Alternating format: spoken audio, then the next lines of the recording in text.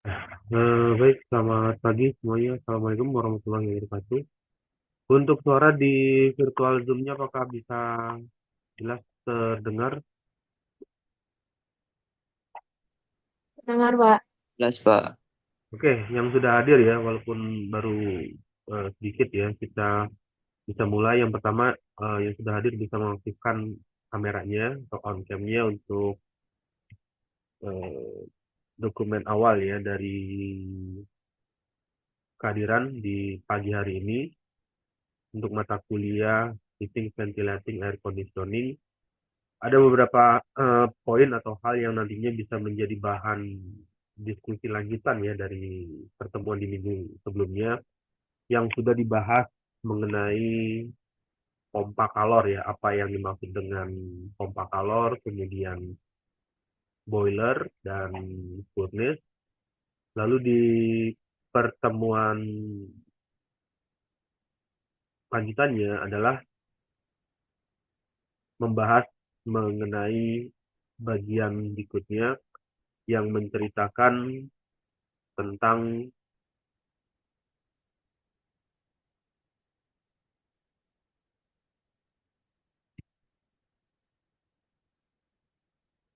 bagian dari unit thermal pemanas. Nah, untuk share screen di layarnya sudah bisa keluar tampilannya. Untuk share screen-nya sudah terlihat ya. Sudah, Pak. Nah, ini merupakan salah satu cerita tentang namanya unit thermal ya, unit thermal pemanas yang kemarin kan dibahas ada beberapa eh, part atau komponen yang bisa dikatakan sebagai sumber pemanas. Itu ada boiler, kemudian ada heat pump, dan eh, satu lagi ada furnace. Lalu di bagian ini ceritakan tentang unit thermal pemanas, ada radiator, radiator plastik. Jadi ya plastik itu artinya ya model lama ya, model lama. Tapi pada intinya model ini merupakan eh, contoh yang sudah pernah ada, sudah pernah dibuat artinya. Kemudian secara prinsip radiatornya ya kurang lebih ilustrasi dari bagian panas yang dikeluarkan dan eh, bagian yang sebagai media pendinginnya bisa dilihat dari tampilan arah panas. Kemudian konvektor, konvektor sesuai dengan namanya terjadi proses perpindahan secara konveksi ya. Artinya ada fluida yang dipergunakan. Fluidanya apa? Ya fluidanya adalah fluida udara. Karena yang selama ini kita pahami bahwa perpindahan panas itu bisa terjadi secara konveksi. Nah, ini adalah salah satunya dari gambar yang ditampilkan. Kemudian ada lagi prinsip baseboard. Ini kurang lebih seperti ini yang dinamakan sebagai fin. Fin itu ya bagian ini ya yang sirip-sirip kecil ini yang dinamakan fin. Tube itu ya saluran seperti umumnya berbentuk pipa ya atau saluran berbentuk pipa. Nah, saluran-saluran ini nanti dikelilingi oleh fin atau dikelilingi oleh fin tersebut ya oleh sirip atau fin dengan jumlah tertentu. Umumnya fin ini jumlahnya lebih dari satu ya guys. Umumnya jarang juga ada misalnya hanya pinnya cuma satu yang terpasang. Umumnya lebih dari satu. Bisa dua atau tiga, tetapi dengan berbagai macam bentuk kombinasi pemasangan. Lalu yang berikutnya ada panel radian. Sesuai dengan namanya, kalau radian itu artinya panas tidak merambat melalui sumber ini ya, sumber tidak melalui media perantara, tetapi melalui tidak ada yang dilalui, artinya tidak ada yang menggunakan media perantara. Terjadi secara radiasi, artinya panas merambat menggunakan media gelombang elektromagnetik. Oke, nah ini merupakan ilustrasi dari gambar yang ditampilkan bagaimana shifting load. Shifting load itu artinya beban pemanasan, atau secara filosofisnya beban pemanasan yang terjadi ini diilustrasikan dari gambar yang ditampilkan ya. Ilustrasi dari gambar ini terjadi pada kalau ini kan ada simbol matahari ya, artinya mataharinya tidak keluar. Nah, di dalam ruangan ini kan ada beberapa jumlah orang yang berada di dalam ruangan. Kemudian lingkungan sekitarnya dengan kondisi yang temperaturnya dingin, bisa terlihat dari ilustrasinya. Jadi ada bongkahan salju atau tumpukan es. Beban pemanasan bertujuan untuk menghitung kapasitas maksimum yang dibutuhkan untuk menjaga kenyamanan. Pada kondisi ini fungsi dari sumber panas, atau yang kemarin kan ada sumber panasnya berasal dari boiler, furnace atau heat pump, ini dibutuhkan untuk menjaga tingkat kenyamanan termal. Kenapa harus dijaga? Karena lingkungannya sudah dingin ya, artinya di luar ini kan temperaturnya lebih rendah dibandingkan dengan temperatur yang di dalam. Kenyaman termal harus dijaga pada saat musim dingin. Nah, inilah yang perlu diperhatikan, bahwa panas yang dihasilkan di dalam ruangan ini kan ada ilustrasi jumlah orang ya. Nah, jumlah orang ini kan dalam arti tidak steady ya, tidak steady artinya misalkan dari gambar 1, 2, 3, 4, 5, 6, 7, ada berapa? Ada 7 ya. Ada 7 orang. Ini kan tidak selamanya berada stay di sini. Artinya bisa saja ada salah satu yang keluar atau yang masuk lagi bertambah. Dan perubahan-perubahan yang kemarin sudah diceritakan mengenai kondisi unsteady atau ketidakstabilan, ini yang perlu diperhatikan, sehingga perlu desain pemanasan yang bisa digunakan untuk bisa membuat ini kondisi di dalam ruangan itu bisa dikatakan nyaman secara termal.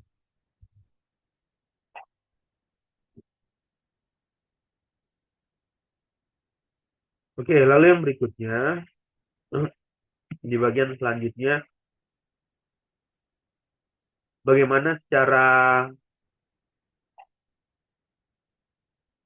anatomi itu artinya susunan ya. atau urutan panas yang keluar di dalam sistem. Yang dinamakan sistem itu ya inilah yang dinamakan sistem ya. Jadi kita melihat dalam perspektifnya itu satu bangunan atau satu ruangan ini adalah sistem. Di dalam sistem ini ada beberapa bagian ya, salah satunya ada celah udara yang bisa keluar, kemudian juga celah ini bisa menyebabkan udara dingin atau bagian dari dalam sistem tersebut bisa keluar, bahkan yang dari luar juga bisa masuk. Yang pertama ada namanya transmisi perbedaan panas secara konduksi. Ini terjadi di daerah material yang padat ya, seperti di bagian dinding atap, kemudian material kaca, lalu lantai juga bisa terjadi perpindahan panas secara konduksi. Berikutnya infiltrasi dan ventilasi yang tadi diceritakan ada celah-celah ya atau bagian tertentu. Ini di sini ada infiltrasi ya, infiltrasi yang ada di bawah jendela atau di samping jendela. Kemudian ada juga infiltrasi dan ventilasi yang terjadi di pintu. Ini ada merupakan pintu ya. Pintu ini kan bisa dibuka dan ditutup. Nah, ini adalah bagian ventilasinya.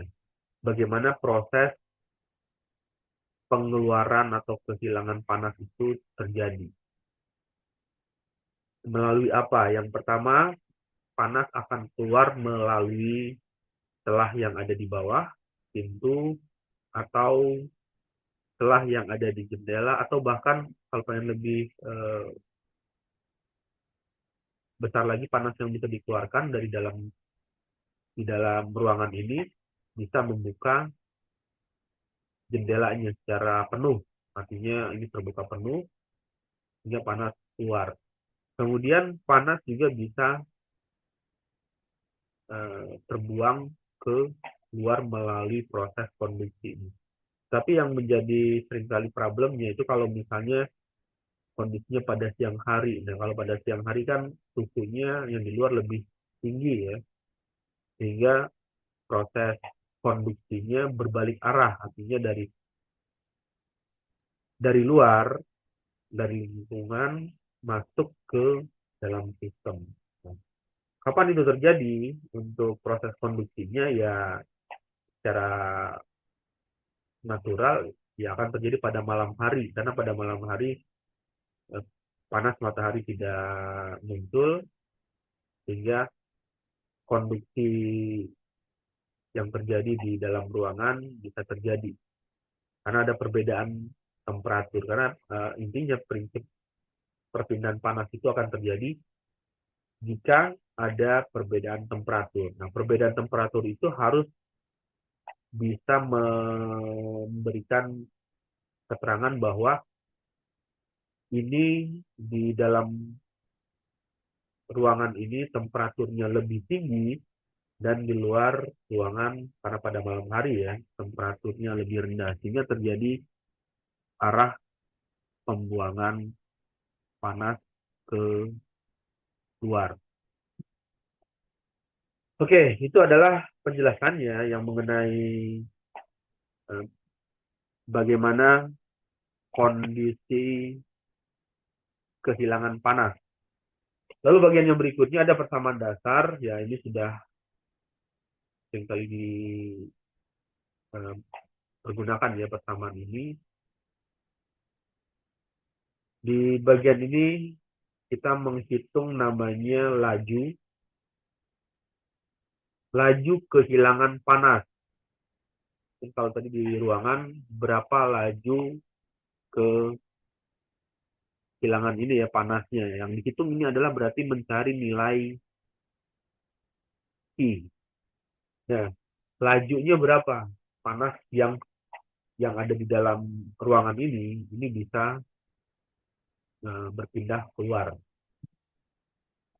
Untuk persamaannya, Q sama dengan ini adalah nilai koefisien. U itu adalah koefisien transfer panas. Kemudian A ini luas ya, luas penampang atau area eksposur atau dinding kaca yang bersentuhan dengan udara luar. Nah, dinding kaca yang bersentuhan dengan udara luar. Jadi nanti bisa dilihat di bagian ini.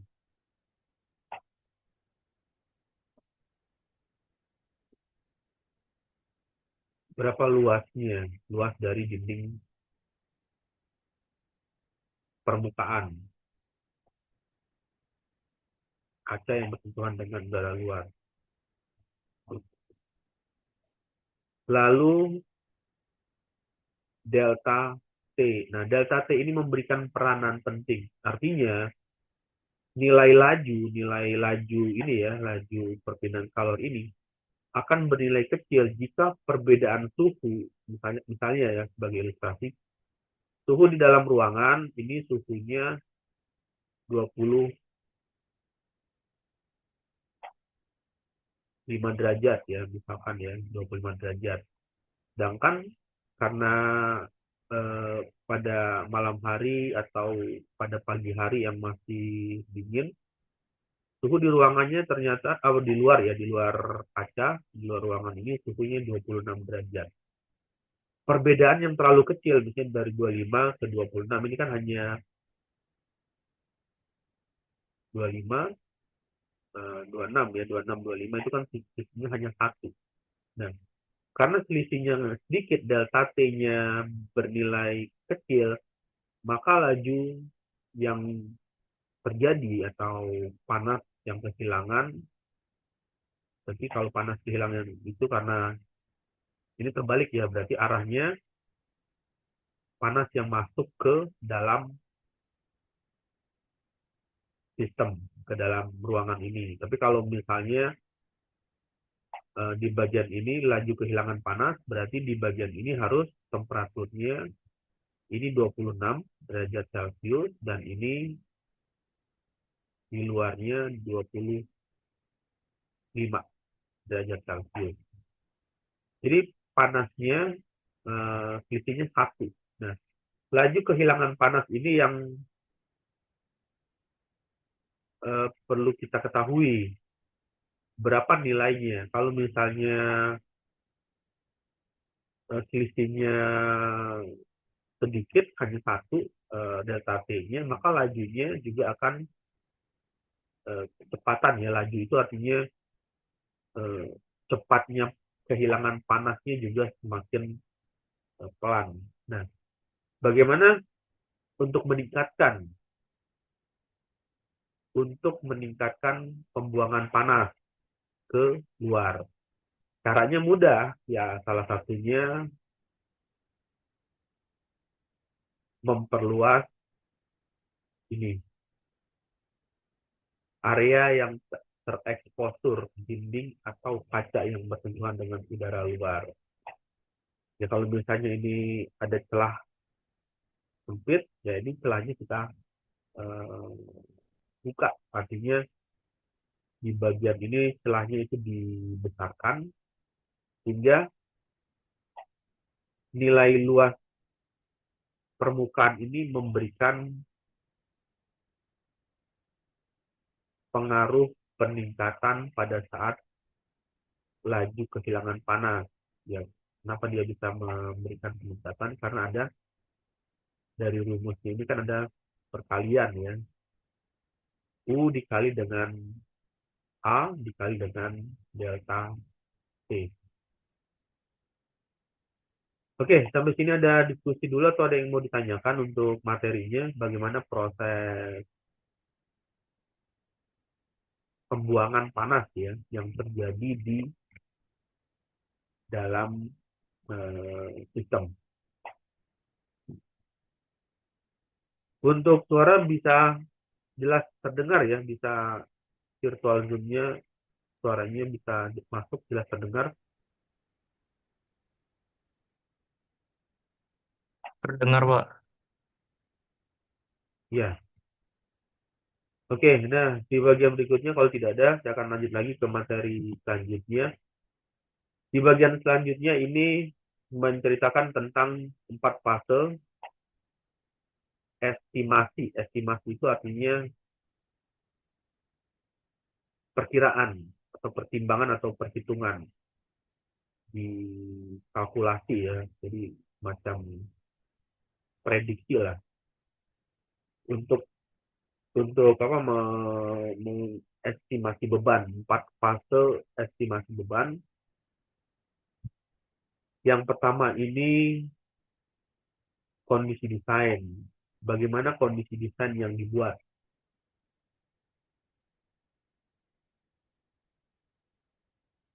Desain ruangannya atau desain dari sistemnya, lalu evaluasi tentang lubung. Lubung itu artinya penutup. Kalau di sini diartikan sebagai casing ya, atau bisa juga diartikan juga sebagai ya ini ada dinding, kemudian kaca, atap, lantai, kaca atau jendela dan lain-lain. Itu adalah evaluasinya. Nah, yang dilakukan adalah dengan menghitung luasan bersih dinding luar, kaca, atap, lalu identifikasi nilai U, bahan berdasarkan spesifikasi arsitektural. Artinya, di bagian ini mengidentifikasi nilai U. U itu apa? U itu adalah nilai yang tadi koefisiennya, koefisien transfer panas. Jadi harus diketahui berapa nilai koefisien dari kaca, berapa nilai koefisiennya. Kemudian koefisien dari dinding, lalu koefisien dari casing, casing misalnya penutup ya atau selubung, itu berapa nilai koefisien dari material tersebut.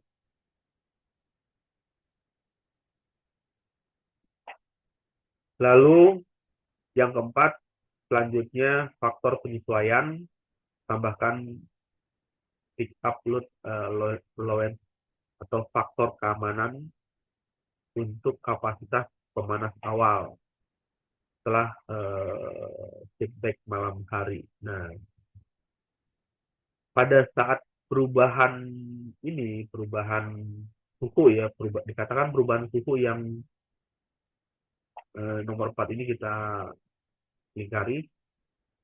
Faktor penyesuaian ini terjadi pada saat terjadi perubahan suhu yang bisa dikatakan ekstrim. Ekstrim itu artinya cukup jauh perbedaan suhunya antara pagi hari, siang hari, dan malam hari. Nah, inilah yang perlu ditambahkan morning warm up atau semacam pemanas awal.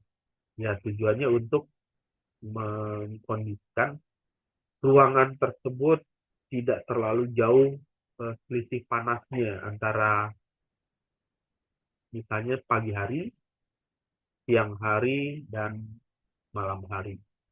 Ini adalah 4 pertimbangan atau yang biasa dikenal dengan estimasi. Estimasi itu perkiraan atau pertimbangan atau prediksi dalam menghitung beban panas yang dikeluarkan. Oke, lalu yang berikutnya ada menentukan delta T atau melintasi berbagai macam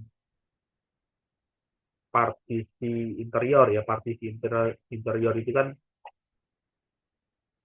bagian-bagian yang berbeda ya. Ini dinamakan, kita definisikan ini bidang bagian A, bagian B, dan ini adalah bagian C. A dan B secara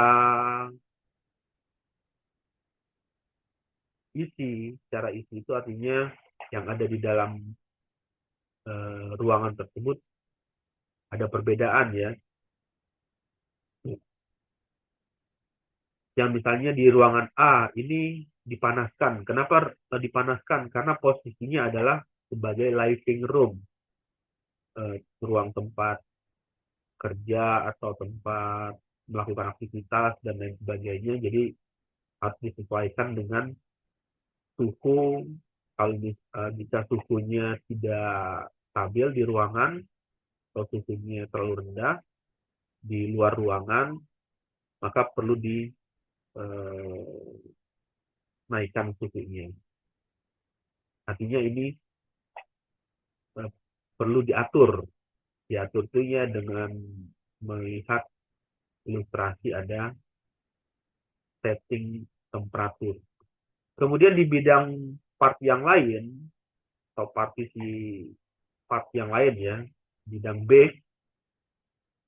Di dalam bidang B ini ada objek seperti mobil, sapu, kemudian rak tempat menyimpan benda dan lain sebagainya. Lalu ada tools yang dipasang secara keperluan. Ini tidak terlalu urgent ya, misalnya untuk mengkondisikan berapa suhu yang dibutuhkan. Artinya kalau ini suhunya bisa dikatakan terlalu dingin pun sekalipun ya tidak bermasalah ya, walaupun nanti mobilnya akan berpengaruh ya atau beku ya. Tetapi secara urgensi atau tingkat kepentingannya berbeda dengan living room. Ya, living room itu ya ruangan yang ada penghuninya. Kalau misalnya terlalu ekstrim, ya bisa saja yang berada di ruangan itu bisa mengalami kematian yang lebih ekstrimnya. Nah, kalau di bagian ini, ya walaupun suhunya bisa dikatakan ekstrim, ya mobilnya memang mati, tapi secara ininya kan bisa dihidupkan mobilnya dengan cara dipanaskan atau dengan cara dibawa ke bengkel dan lain sebagainya. Beda halnya dengan yang ini, kalau misalnya di dalam ruangannya orangnya sudah mati atau sudah tak bernyawa, ya itu kan tidak juga bisa dihidupkan. Belum misalnya dibawa ke rumah sakit, orangnya hidup lagi. Nah, itu yang uh, tidak bisa dilakukan, sehingga perlu dikondisikan dengan menjaga temperaturnya. Lalu bidang C ini bidang atap atau yang biasa dikenal dengan plafon atau loteng, juga tak terkondisikan suhunya. Nah, kondisi-kondisi ini memiliki insulasi yang berbeda-beda ya.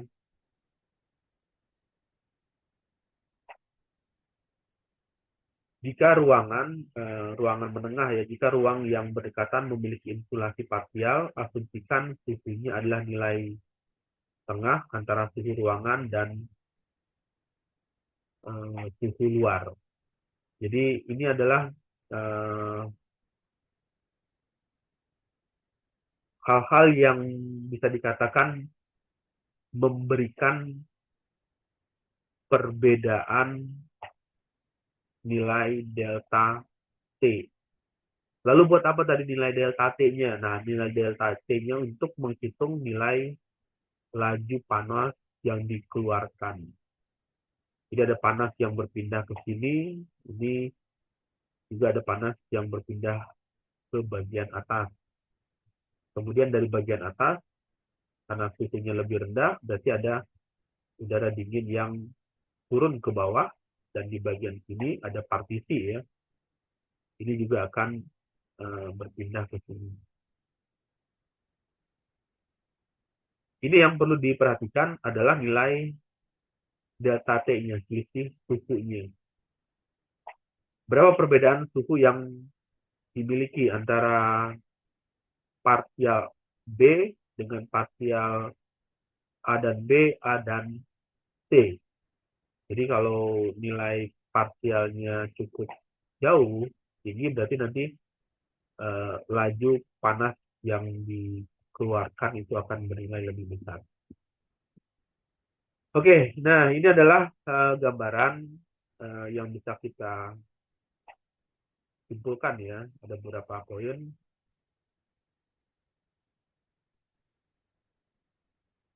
Sintesis fuel dari panel ya, yang bukan fuel panel, saluran. Ini ada boiler. Untuk sumber pemanasnya itu bisa didapat dari berapa besar nilai panas yang dihasilkan oleh boiler, kemudian panas yang dikeluarkan oleh furnace, dan panas yang bisa diatur ya, diatur oleh heat pump, pompa panas. Pada bagian ini yang perlu dilakukan adalah memberikan atau menghitung fleksi kapasitas. Fleksi kapasitas, bagaimana memilih generator panas. Nah, generator panas itu ya bisa bersumber dari boiler, bisa bersumber dari boiler, garis miring, atau furnace, atau pompa.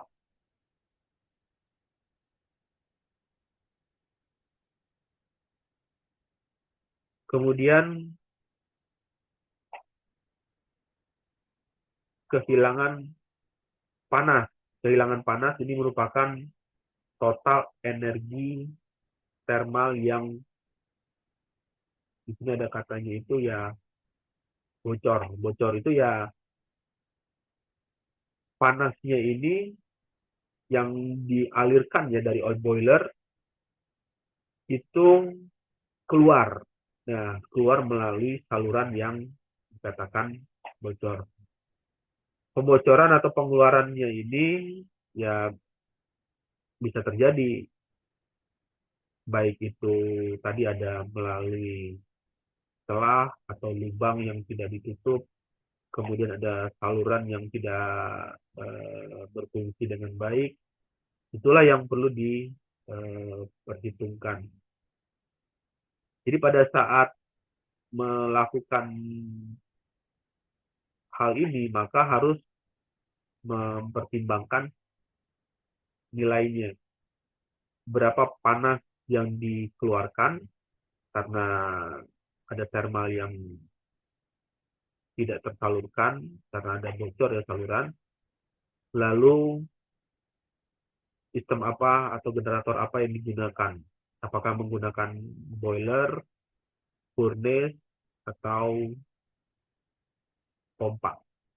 Ini merupakan bagian yang harus bisa diperhitungkan ya, nilai-nilai tersebut, baik itu nilai secara beban kapasitas, nominalnya, kemudian nilai total beban yang dihasilkan, lalu ada namanya faktor sit up. Nah, ini bagian-bagian yang menjadi perhatian ya pada saat melakukan desain pemanas untuk ruangan tertentu pada saat menggunakan boiler, furnace, dan nilai heat pump. Oke, sampai di sini ada diskusi dulu atau ada yang mau ditanyakan untuk materi yang tadi? Ya, kalau tidak ada, saya akan coba masuk lagi ke beberapa materi berikutnya ya. Nah, di bagian berikutnya, kalau tadi kita cerita tentang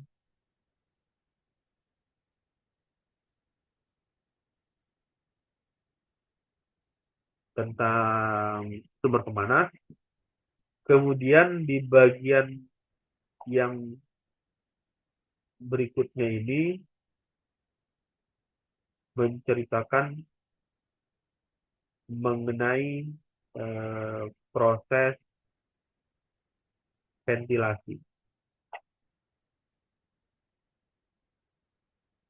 Oke, untuk layarnya, share screen-nya sudah terlihat ya untuk tampilannya.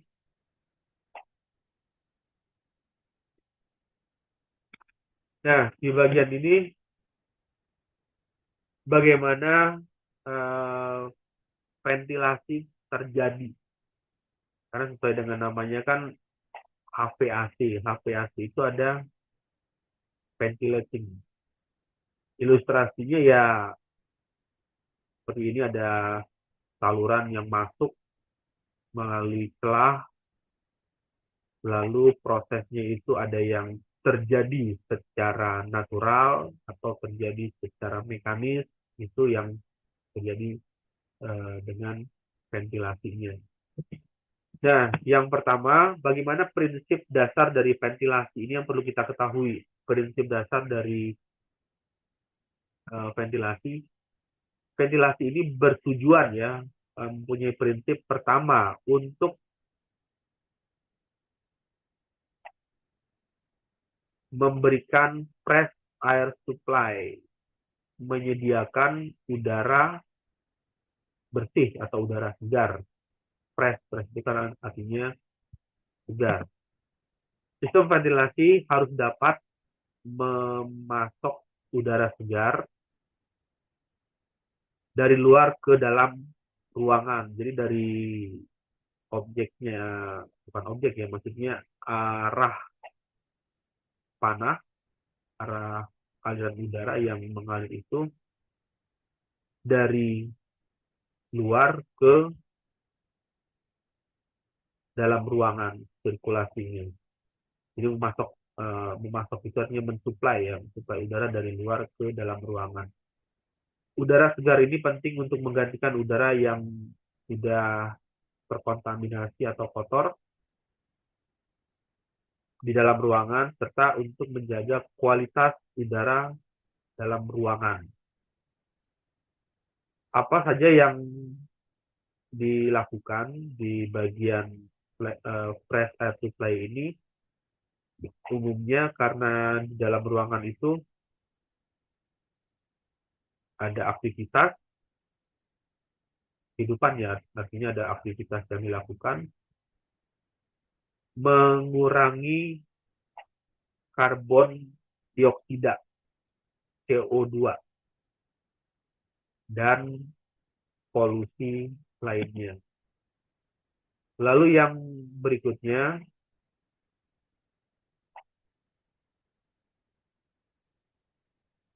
untuk mengatur air flow. Air flow artinya mengatur kontrol aliran udara. Sistem HVAC mengatur aliran udara untuk memastikan distribusi udara yang merata. Merata ini seragam. Sama, misalkan ada 3 ruangan dengan ruangan 1, ruangan 2 dengan nama ruangan 3. Nah, ini harus didistribusikan secara merata di seluruh ruangan. Fungsinya ya inilah sebagai kontrol, mengatur aliran udara. aliran udara yang tepat membantu menjaga suhu yang nyaman dan mencegah terjadinya area yang terlalu panas atau terlalu dingin. 1, 2. Itu dasar dari ventilasi. Jadi prinsip dasar kenapa ventilasi itu dibuat. Yang pertama untuk penyediaan udara segar, pengaturan aliran udara. Kemudian yang ketiga, pembuangan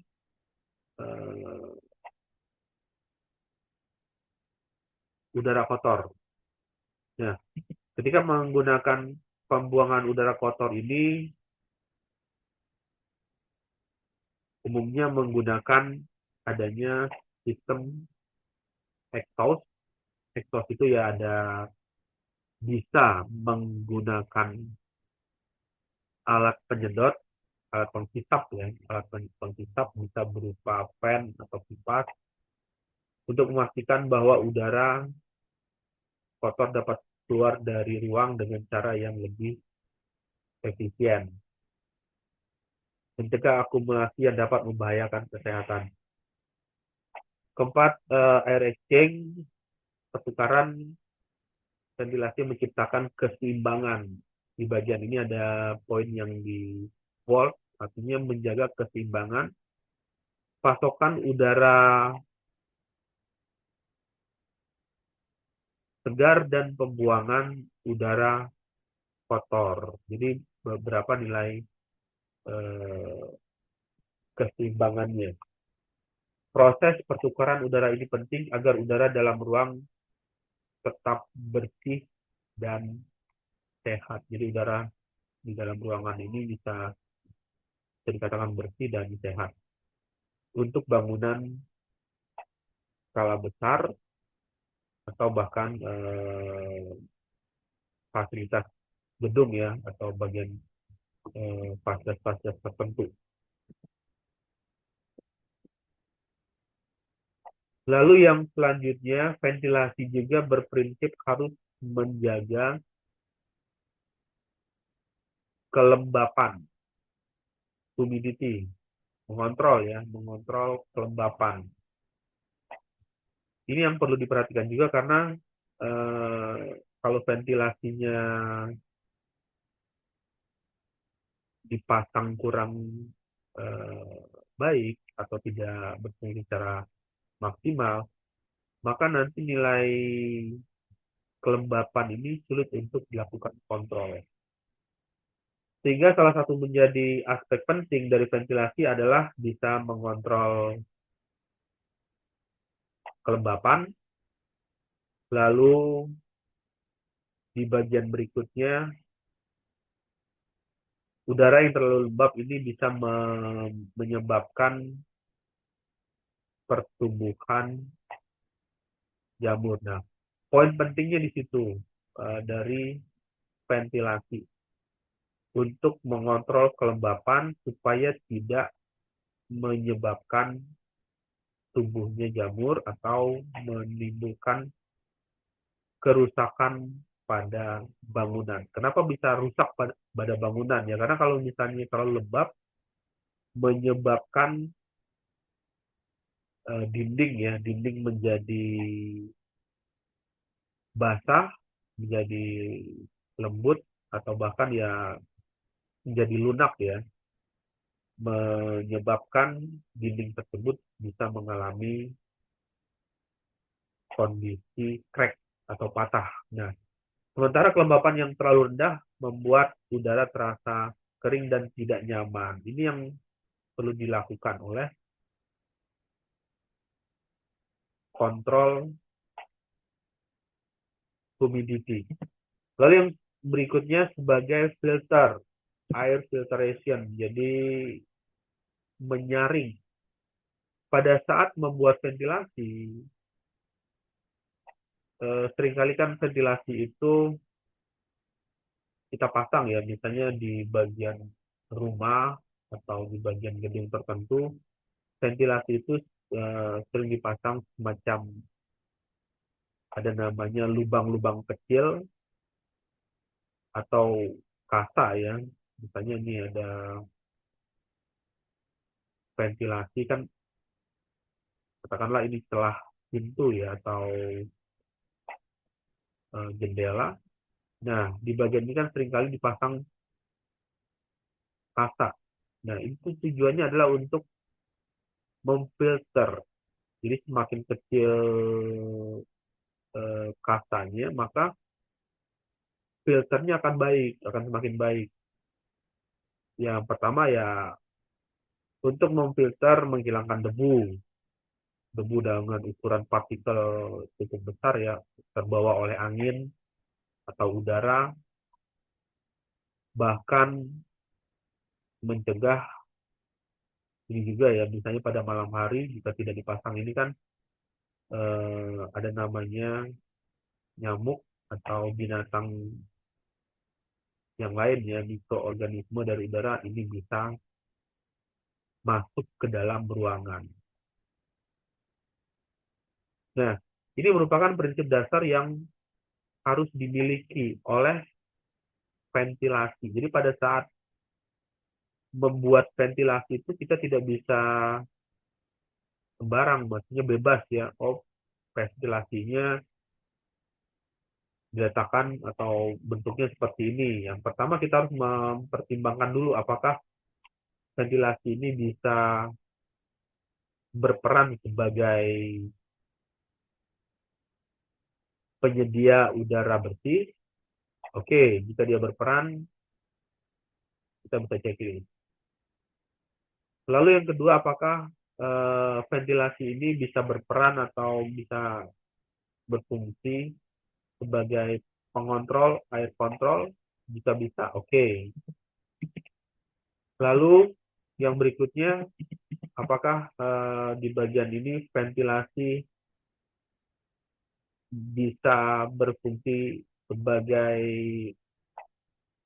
pembuang udara yang kotor?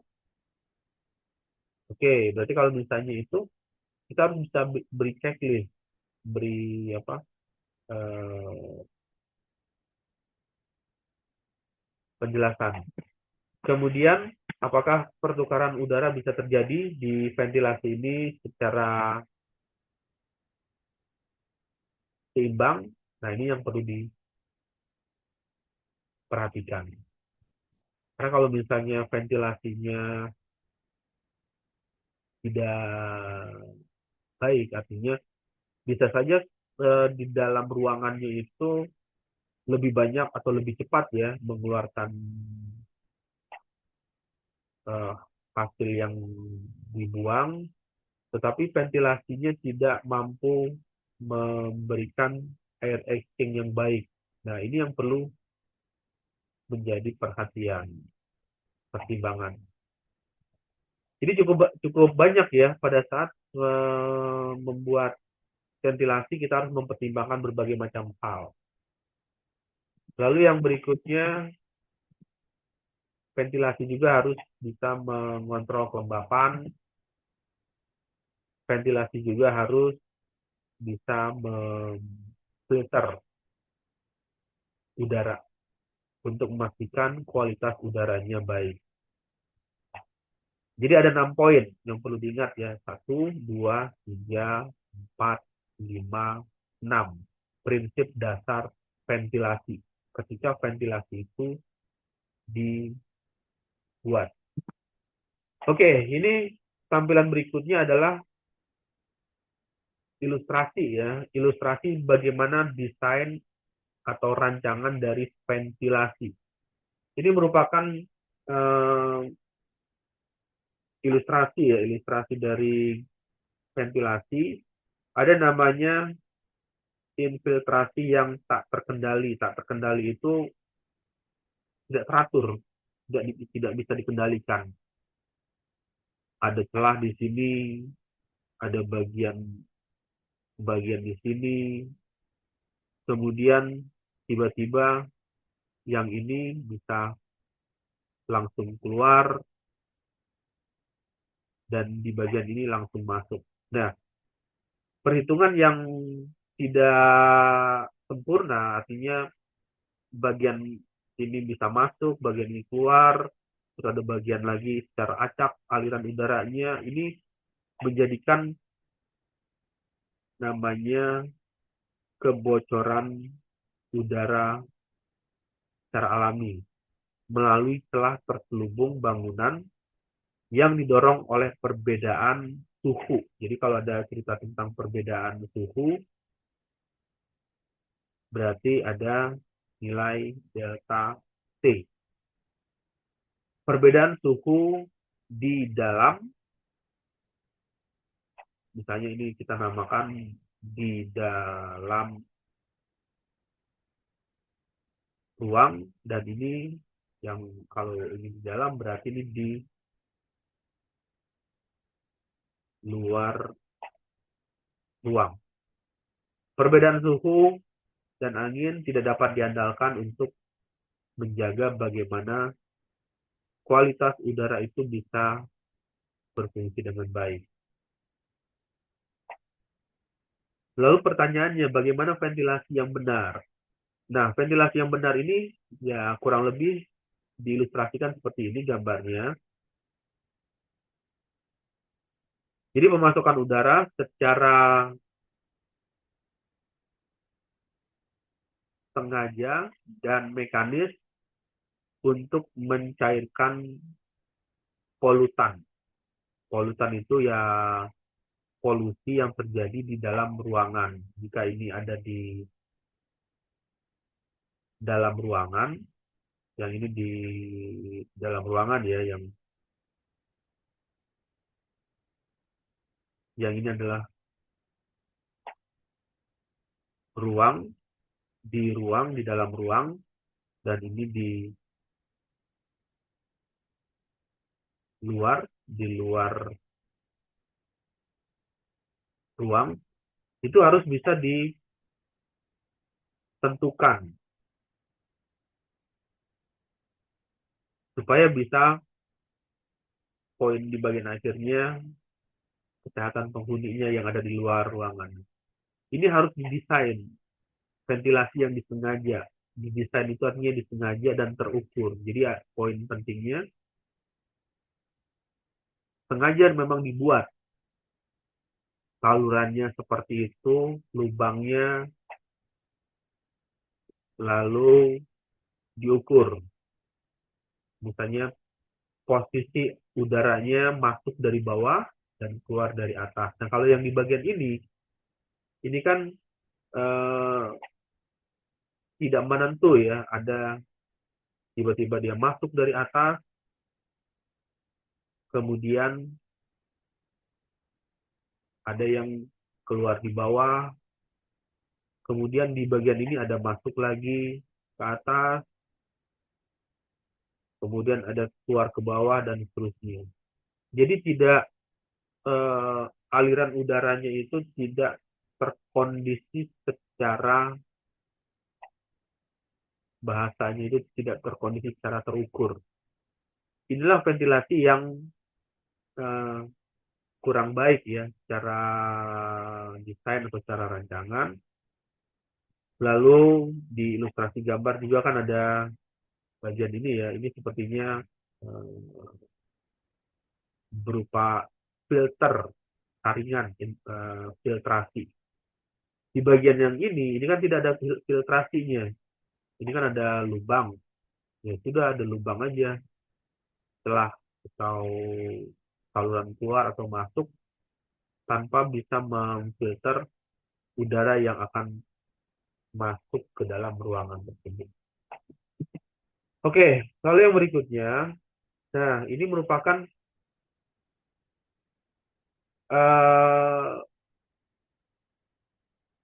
ventilasi yang terjadi secara apa namanya alami, gaya penggerak alami dengan kondisi ada angin dan efek terobong.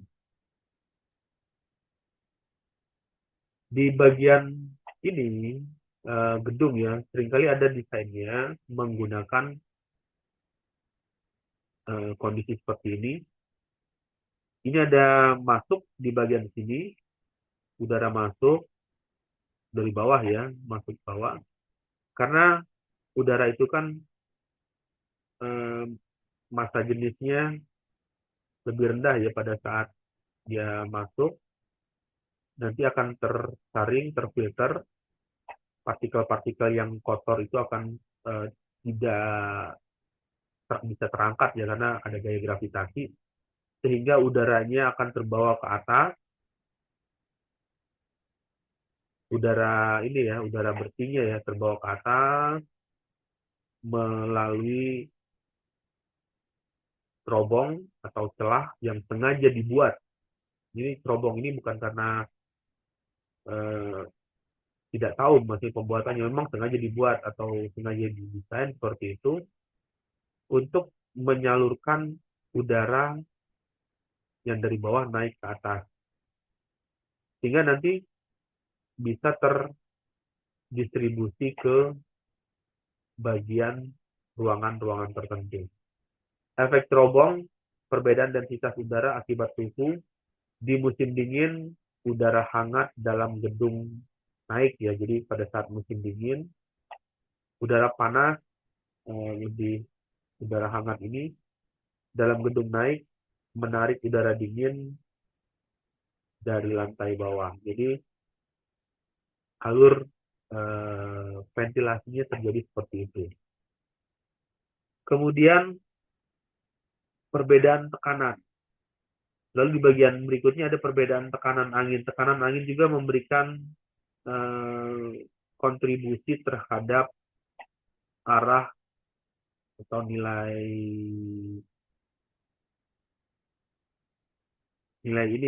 tekanan yang ditimbulkan.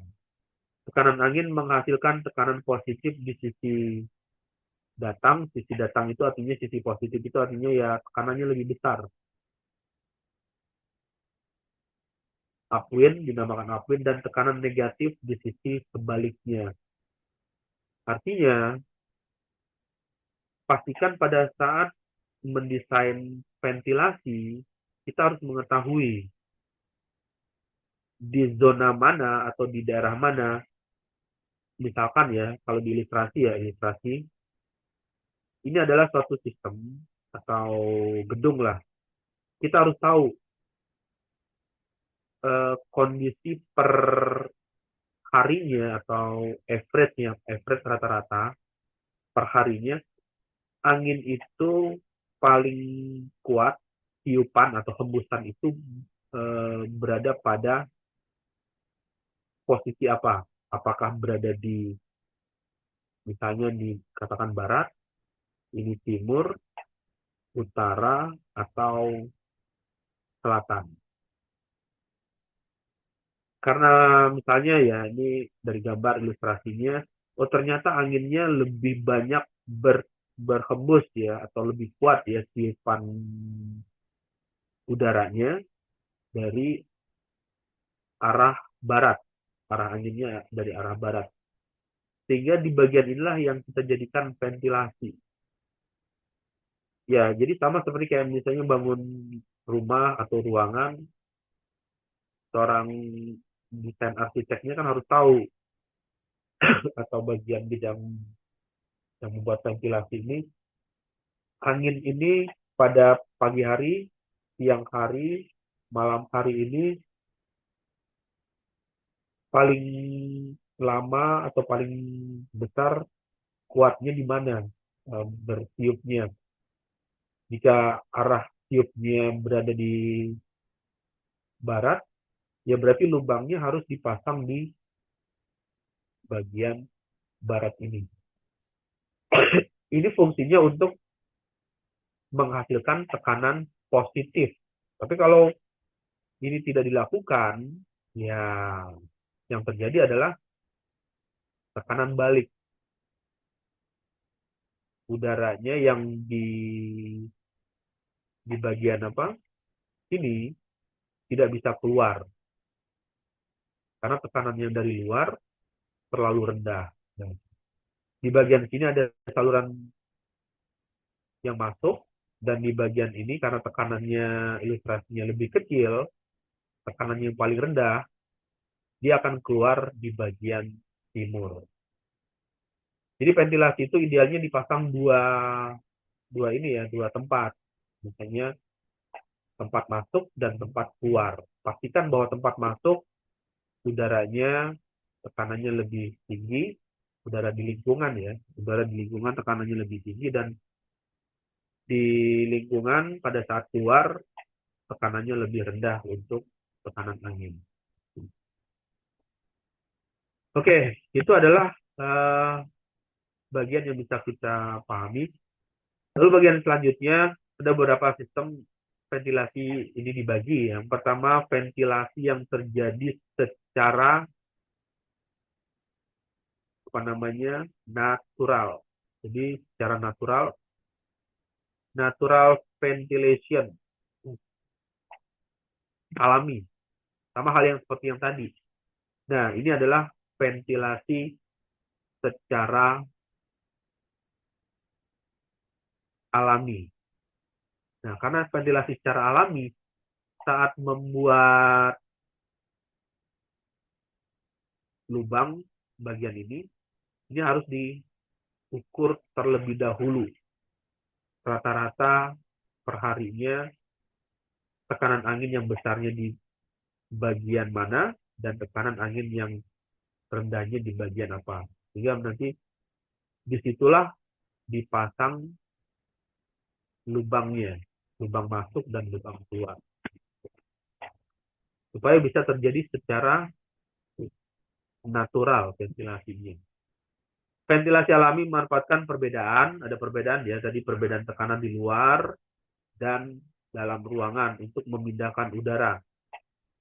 Sistem ini tidak memerlukan pengguna perangkat seperti kipas atau blower, ini tidak diperlukan, melainkan mengandalkan desain arsitektur bangunan untuk memastikan aliran udaranya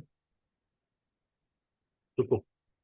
Jadi poinnya di situ, supaya aliran udaranya cukup untuk di dalam ruangan tersebut. Lalu yang berikutnya ventilasi mekanikal atau mechanical ventilation, ventilasi mekanis. Ini perbedaannya menambahkan kipas angin atau blower. Kemudian yang jadi pertanyaan, kapan ventilasi alami dan ventilasi mekanis ya ini dipasang? Untuk ventilasi yang mekanikal ini dipasang untuk zona yang kepadatan penghuni tinggi. Sistem ini sangat berguna di area dengan kepadatan penghuni tinggi, artinya misalnya di bangunan yang sulit, bagi contoh ya, bangunan yang sulit untuk mendapatkan ventilasi alami. Misalnya ya, bangunan bertingkat. Oh ya, bangunan bertingkat itu contohnya apa ya? Rumah susun atau apartemen. Nah, itu seringkali menggunakan ventilasi mechanical blower atau menggunakan fan untuk mengeluarkan udaranya. Kenapa tidak menggunakan natural ya? Karena di bagian ini bangunan tersebut mengalami kesulitan untuk mendapatkan ventilasi karena bangunannya cukup rapat ya,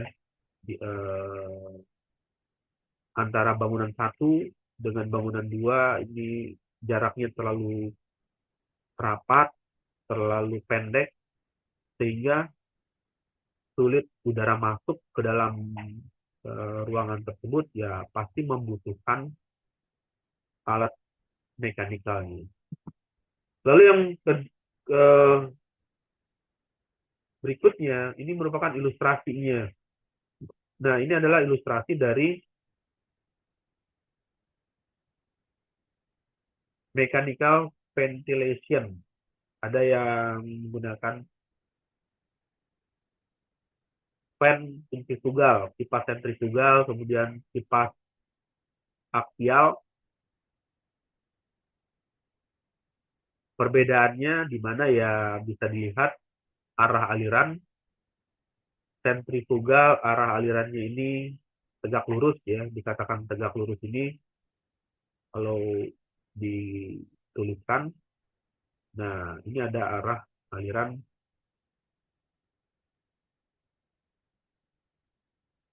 X, Y. Jadi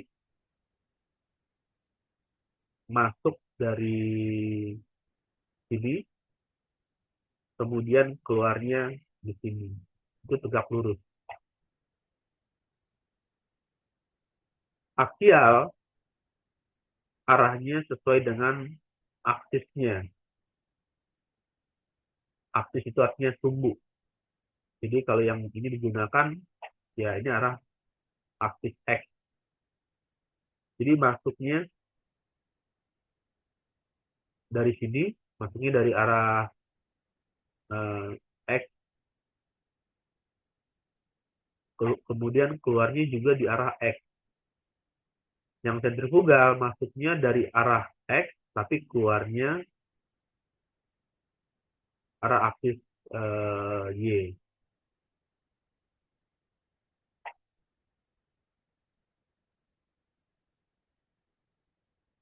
Oke, nah itu adalah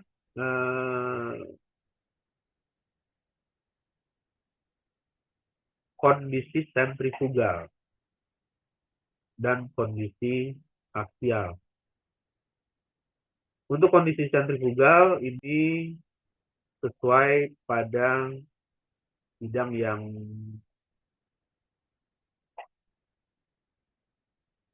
sistem ductingnya bertekanan tinggi. Untuk tekanan tinggi, sedangkan yang ini untuk tekanan rendah. Jadi pada saat pemilihan ya, pemilihan ini ya, pemilihan mekanisnya, mechanical ventilation itu, kita harus bisa menentukan terlebih dahulu apakah kondisi ruangan ini memerlukan tekanan yang tinggi untuk melewati, sebagai contoh melewati filter atau kumparan pendingin, berarti harus memasang yang sentrifugal. Tapi kalau di dalam ruangannya tidak membutuhkan ya tekanan yang tinggi, maka bisa memasang yang aksial, karena aksial itu kan tidak terlalu besar arah ininya, nilai tekanannya, masuk langsung keluar di sini.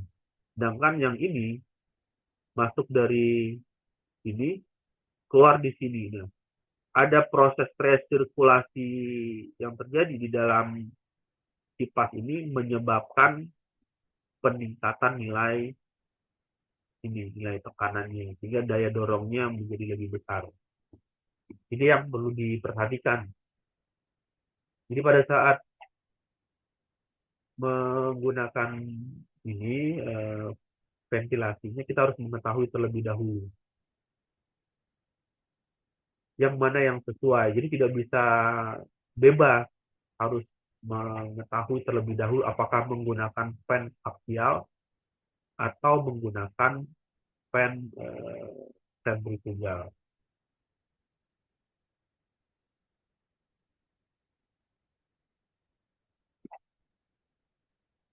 Oke, hal yang berikutnya, kalau tadi ada dua yang sudah diceritakan ya, ada ventilasi natural, mekanikal.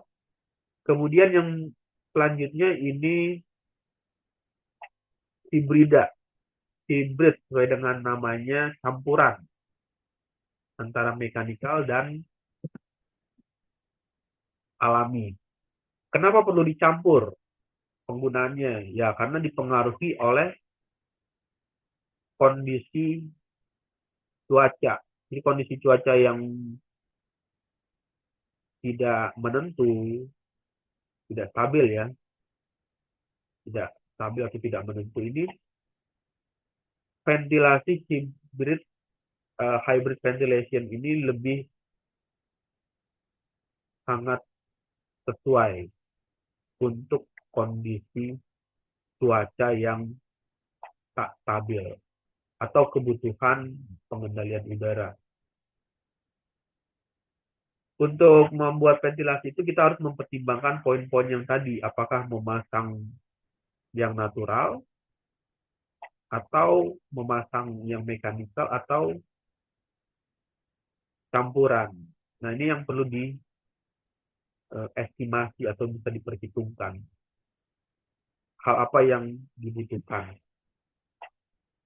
Lalu yang keempat, ventilasi terpusat, centralized ventilation. Ventilasi terpusat ini menggunakan satu sistem ventilasi dasar untuk melayani seluruh area atau bangunan.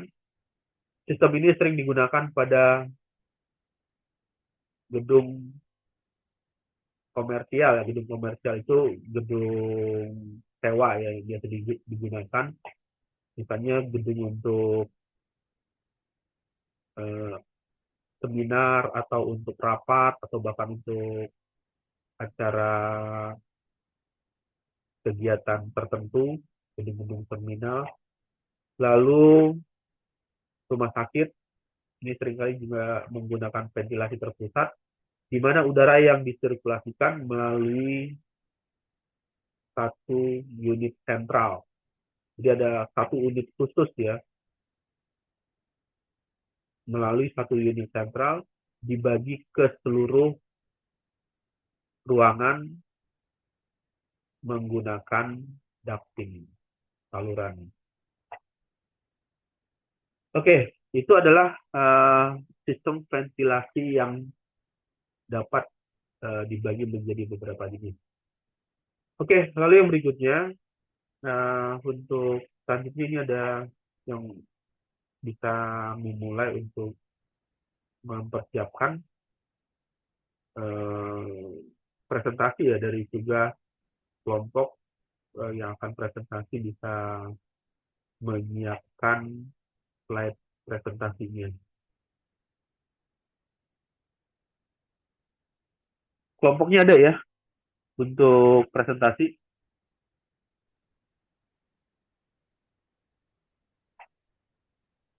Ya, bisa disiapkan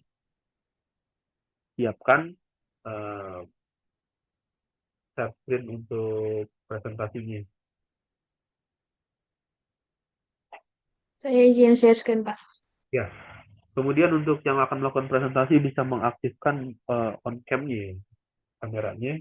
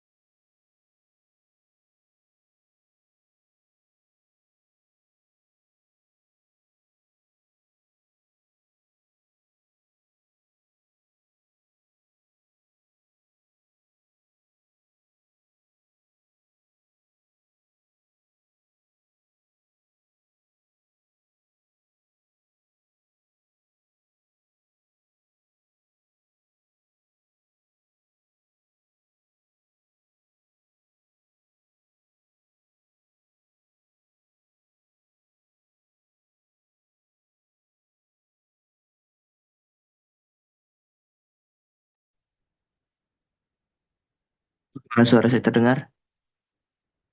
Ya, untuk suaranya bisa jelas terdengar. Kemudian bisa dimulai untuk presentasinya. Assalamualaikum warahmatullahi wabarakatuh. Izin memperkenalkan diri, saya Jauza Prayata Arifianto dengan NIM 23103111090. Dan ada teman saya juga Kalisana Ada Putri dengan NIM 23103111033. Kami dari kelompok 5 hari ini akan mempresentasikan review paper kami yang berjudul Reliability Analysis of Heating, Ventilation, and Air Conditioning System of Passenger Car Using Field Failure Data.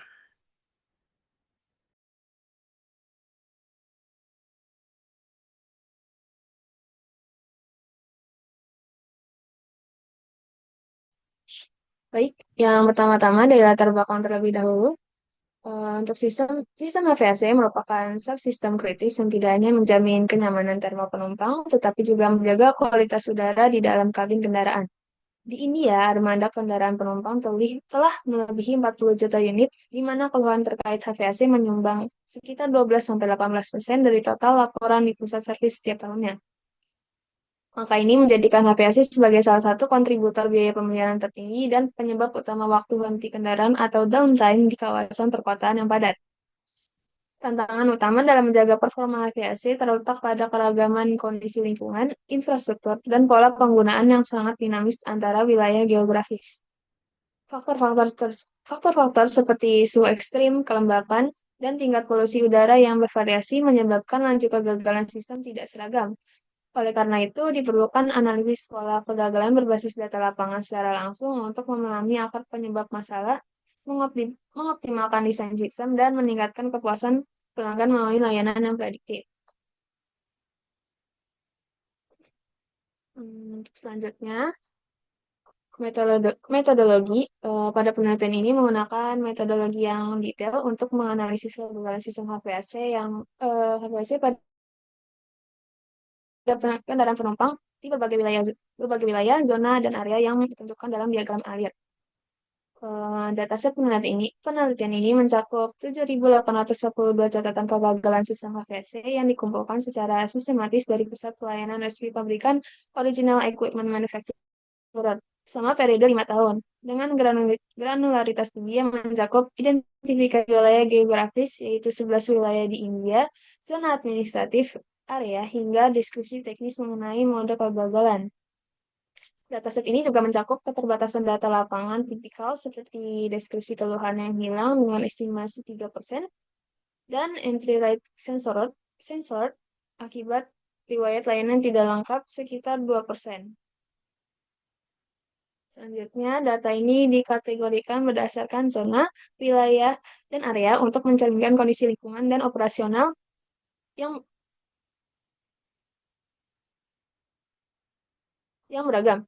Langkah pre-processing mencakup penghapusan entry duplikat, penanganan nilai yang hilang, dan evaluasi outlier untuk menentukan apakah mereka merepresentasikan masalah nyata atau anomali. Oke, yang pertama ada analisis Pareto. Analisis Pareto ini diterapkan untuk mengidentifikasi wilayah, area, dan zona kritis yang berkontribusi tinggi terhadap kegagalan. Studi tersebut mengungkapkan bahwa wilayah, area, dan zona tertentu menyumbang 80% dari total kegagalan.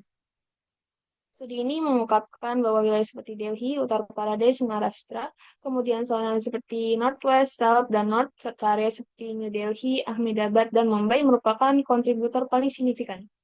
Demikian pula, subsistem seperti rakitan blower dan saluran refrigeran menunjukkan tingkat kegagalan tertinggi yang mengindikasikan adanya stresor lingkungan dan tantangan pemeliharaan. Bahkan Pareto memberikan visualisasi yang jelas mengenai frekuensi kegagalan dan kontribusi dari berbagai wilayah, zona, dan area, sehingga memungkinkan upaya pemeliharaan untuk difokuskan pada area yang paling berdampak. Pendekatan terarah ini menekankan perlunya strategi yang disesuaikan untuk meningkatkan keandalan. Untuk metodologi selanjutnya itu pemilihan distribusi probabilitas terbaik. Untuk memodelkan pola kegagalan, penelitian menggunakan berbagai distribusi probabilitas termasuk normal, log normal, Weibull 2 dan Weibull 3 parameter, eksponensial 1 dan 2 parameter. Proses seleksi ini mengandalkan 3 alat statistik utama, yaitu uji Kolmogorov-Smirnov yang memastikan distribusi yang dipilih sesuai dengan data empiris. Kemudian ada p-value yang mengonfirmasi signifikansi statistis. Yang ketiga ada koefisien korelasi yang memberikan indikasi goodness of fit untuk setiap subsistem. Ini mana koefisien korelasi ini tidak terbukti tidak terlalu membantu dalam penelitian ini. Kemudian di antara distribusi yang diuji, Weibull secara konsisten menunjukkan nilai QS terendah dan signifikansi statistis tertinggi. Distribusi Weibull 2 atau 3 parameter menawarkan fleksibilitas untuk memodelkan perilaku kegagalan yang berbeda, memungkinkan identifikasi model kegagalan kritis yang paling akurat. Penggunaan model statistik yang tepat sangat penting untuk mengidentifikasi kegagalan kritis, mengoptimalkan strategi pemeliharaan, serta meminimalkan waktu henti untuk meningkatkan kinerja sistem secara keseluruhan.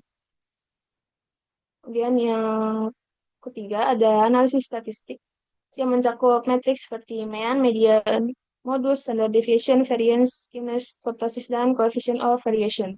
Metrik ini dianalisis untuk region, zona, dan area. Ukuran tendensi sentra membantu memahami distribusi data, sedangkan momen distribusi seperti variance, standard deviation, skewness, dan kurtosis membantu memahami pendistribusian dan penyebaran data. Selanjutnya ada reliability, unreliability, PDF, dan hazard rates. Untuk keandalan, dia mewakili probabilitas sistem HPLC berfungsi tanpa kegagalan selama lifespan yang diharapkan. Kemudian untuk reliability, dia menjelaskan bagaimana kemungkinan kegagalan meningkat seiring penggunaan. Selanjutnya ada probability density function, yang mana puncak plot PDF menunjukkan di mana sebagian besar kegagalan kemungkinan besar akan terjadi. Yang terakhir ada hazard rate yang menunjukkan kemungkinan kegagalan sebagai fungsi kilometer tempuh. Untuk metodologi yang terakhir yaitu data normalization dan limitation. Studi ini menggunakan kilometer kegagalan sebagai parameter paling konsisten untuk normalisasi data dalam membandingkan kegagalan sistem HVAC antara wilayah karena keterbatasan data ideal seperti ukuran armada atau jam operasional. Meskipun seluruh sistem yang diteliti memiliki kesamaan teknis dalam hal konfigurasi, penggunaan refrigeran, dan lot produksi, rincian detail tetap dirahasiakan. Namun, pendekatan ini memiliki keterbatasan inheren karena belum memperhitungkan perbedaan kondisi pengemudi antara area perkotaan dan jalan raya, sehingga perbandingan regional yang dihasilkan masih bersifat deskriptif dan kualitatif. Untuk mencapai perbandingan yang valid secara statistik di masa mendatang, diperlukan data tambahan mengenai populasi kendaraan atau data siklus tugas operasional yang lebih lengkap. Untuk penjelasan hasil dan pembahasan akan dijelaskan oleh rekan saya itu Jauza. Oke, untuk berikutnya adalah analisis Pareto. Yang pertama adalah Pareto berbasis wilayah atau region wise, di mana analisa Pareto berbasis wilayah merupakan tahap pertama dalam mengidentifikasi region-region yang menjadi hotspot kegagalan HVAC. Grafik di bawah ini menampilkan jumlah kegagalan, di mana batang biru itu adalah jumlah kegagalan, dan garis kumulatif yang oranye untuk seluruh wilayah di India yang terdapat dalam dataset. Pada grafik di atas menampilkan jumlah kegagalan, yaitu sumbu kiri atau batang biru, dan frekuensi kumulatif sumbu kanan, yaitu garis oranye, untuk semua wilayah India dalam database. Batang biru gelap menandai wilayah yang masuk dalam 80% kumulatif pertama, di mana ada Delhi memimpin dengan 570 kegagalan, diikuti dengan Pradesh, dan berikutnya adalah Maharashtra. Nah, 3 wilayah ini saja sudah menyumbangkan 33% dari total kegagalan nasional. Next.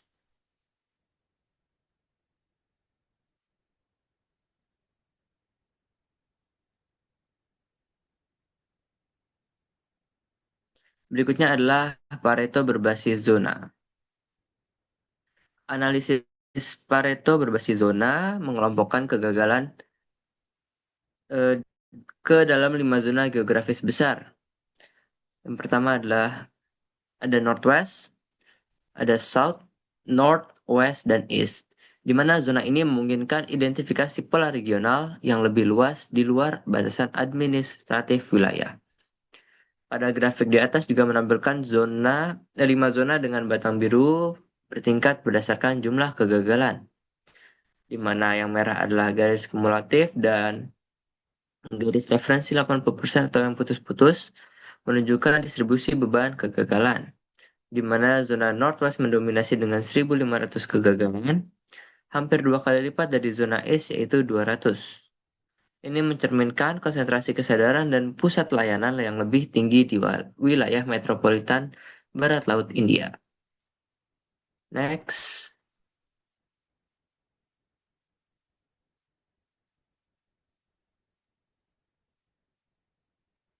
Oke, berikutnya adalah Pareto berbasis area atau kota. Analisis area memperinci distribusi kegagalan ke tingkat kota.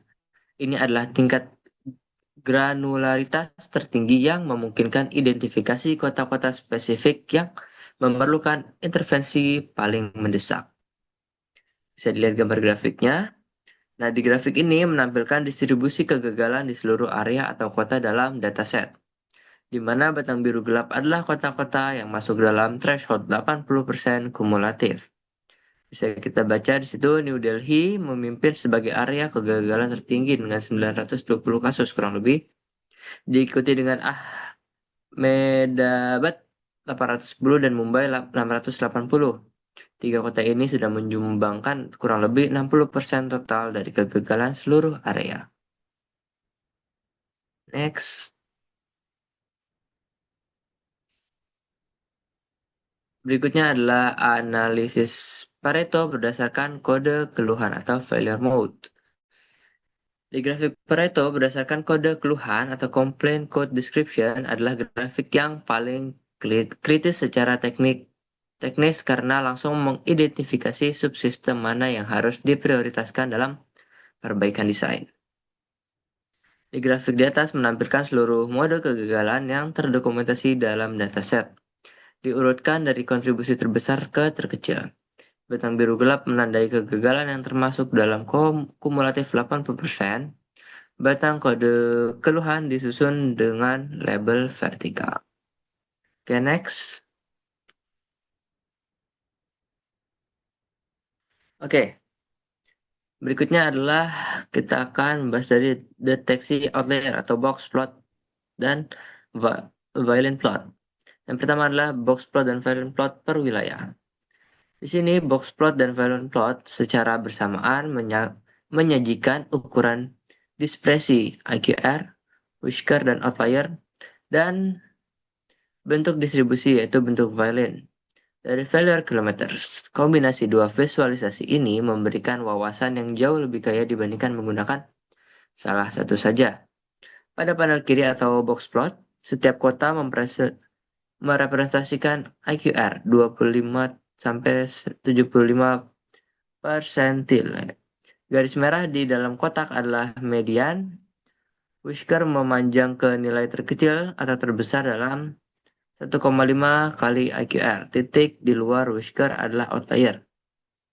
Pada panel kanan, atau violent plot, lebar violent pada setiap titik menggambarkan kepadatan probabilitas atau semakin lebar, semakin banyak data di sana. Kombinasi dengan box plot memungkinkan identifikasi distribusi multimodal. Next. Oke. Di sini adalah box plot dan violent plot per zona. Pada grafik zona menampilkan distribusi failure untuk kelima zona, memungkinkan perbandingan langsung pola dispersi antar zona. Di sini semua zona memiliki median yang relatif serupa yaitu sekitar 18.000 sampai 21.000 km. Namun IQR dan rentang whisker bervariasi. Ini menunjukkan bahwa perbedaan antar zona lebih terlihat pada distribusi ekor atau kasus ekstrim, bukan pada kasus media. Oke, next.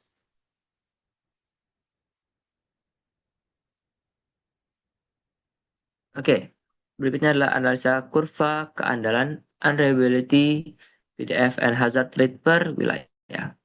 Pada 4 grafik, keandalan yang disajikan secara bersamaan memberikan gambaran komprehensif tentang perilaku kegagalan sistem HVAC. Setiap grafik memberikan perspektif yang berbeda namun saling melengkapi. Bisa kita lihat sendiri grafiknya seperti yang ada di gambar. Untuk penjelasannya kita next ke slide berikutnya.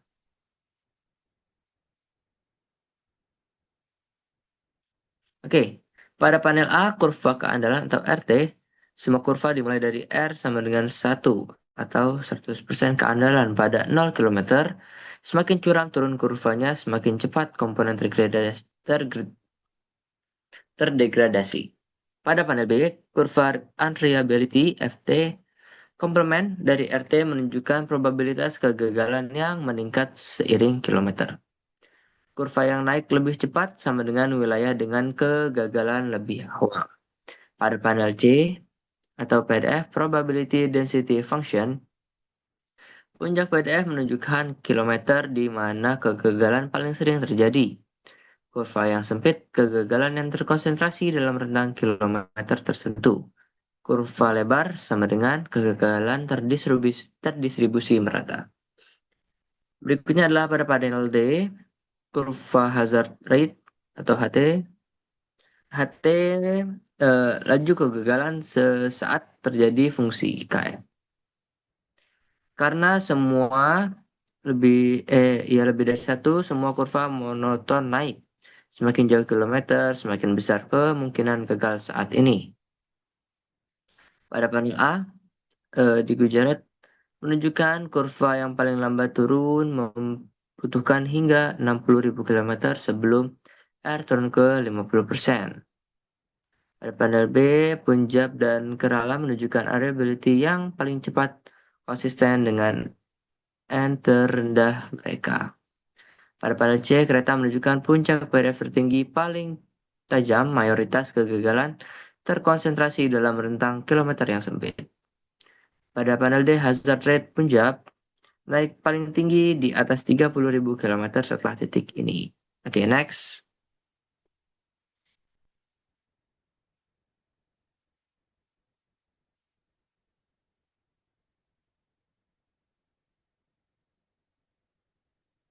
Oke, berikutnya adalah analisis kurva keandalan, unreliability, PDF, dan hazard rate per zona. Analisis berbasis zona memberikan gambaran yang lebih sintetis tentang performa keandalan pada tingkat regional. 5 zona India menunjukkan karakteristik keandalan yang berbeda secara signifikan. Nah, keempat panel menampilkan kurva keandalan untuk 5 zona yang dengan warna berbeda. North, West yaitu biru, South hijau, North merah, West oranye, dan East ungu. Oke, next.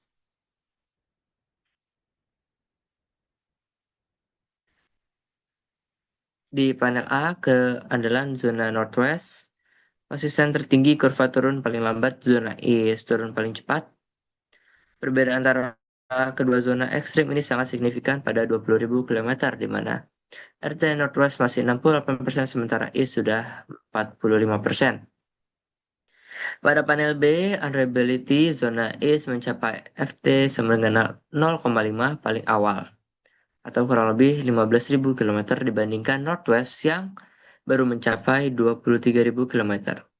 Ini berarti komponen di zona East memiliki 50% probabilitas gagal 8.000 km lebih awal daripada zona Northwest. Pada panel C yang PDF, zona East menampilkan puncak paling awal, yaitu 10.000 km dan tertinggi. Kegagalan sangat terkonsentrasi di jarak pendek. Zona waktu Northwest memiliki distribusi paling lebar dengan puncak di 20.000 km. Di panel D, hazard rate pada 60.000 km, zona East menunjukkan laju kegagalan yang sangat tinggi. Hazard rate-nya jauh di atas zona lain pada jarak yang sama. Ini memiliki implikasi penting. Kendaraan di zona East yang masih beroperasi di atas 50.000 km berisiko gagal kapan saja.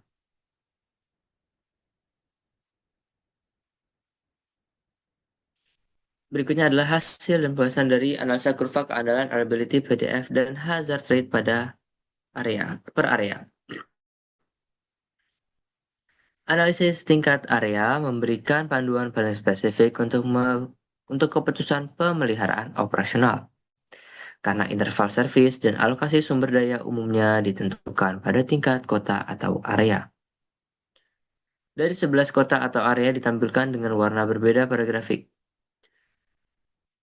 Grafik ini adalah yang paling informatif untuk keputusan pemeliharaan operasional karena menunjukkan rentang keandalan yang sangat lebar antar area. Next,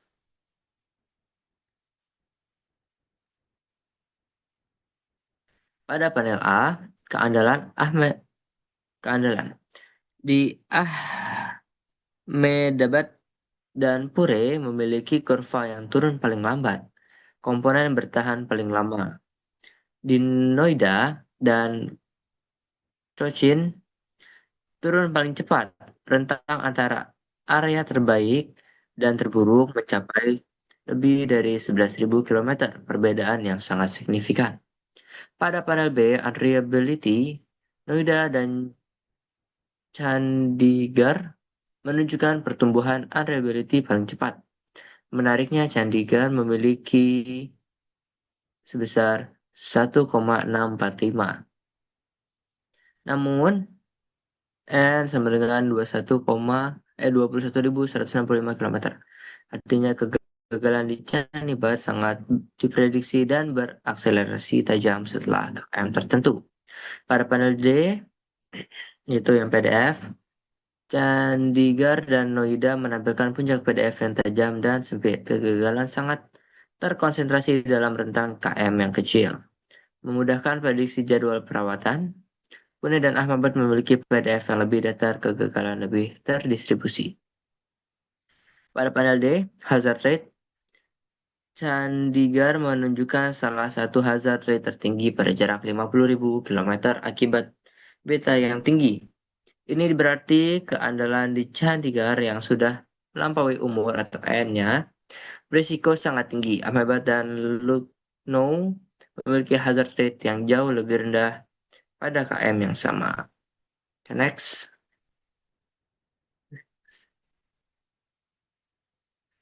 Temuan utama yang pertama adalah 80% kegagalan HVAC terkonsentrasi di Delhi, UP, Maharashtra, dan Gujarat, sehingga memerlukan strategi pemeliharaan dan desain berbasis wilayah.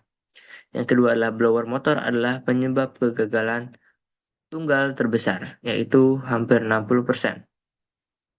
Perbaikan desain bearing dan housing adalah intervensi dengan ROI tertinggi. Distribusi Weibull 2/3 parameter adalah model untuk semua geografi yang dianalisis. Semua wilayah menunjukkan beta lebih dari satu, yang berarti wear out failure mode mendominasi secara universal di seluruh India. Rentang N sangat lebar, di mana 17.759 km pada zona East hingga 30.699 km di Ahmedabad, menunjukkan kondisi lokasi lebih berpengaruh dari desain komponen. CV lebih besar dari 65% di semua wilayah yang mengindikasikan variabilitas substansial yang menuntut strategi pemeliharaan berbasis risiko individu.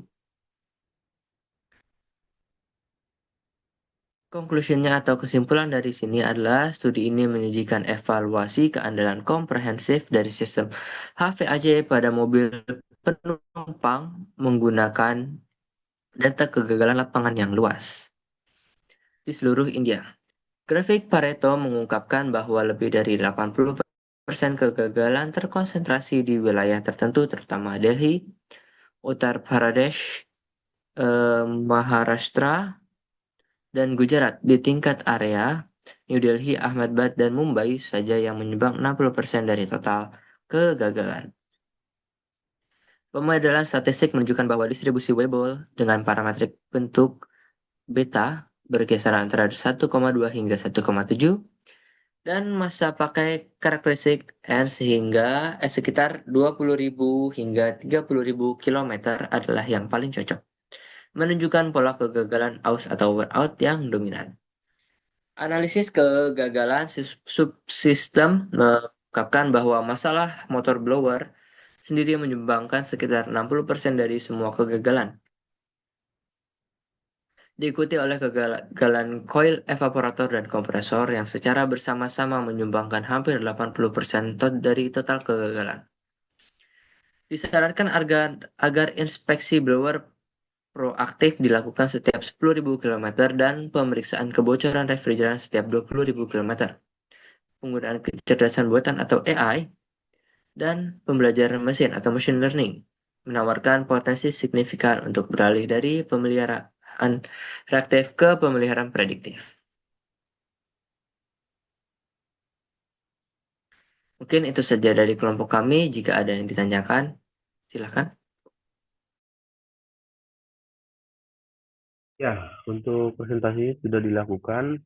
Kemudian dari kelompok yang berikutnya bisa memberikan pertanyaan, eh, dua pertanyaan ya, untuk feedback dari presentasi yang dilakukan oleh kelompok ini.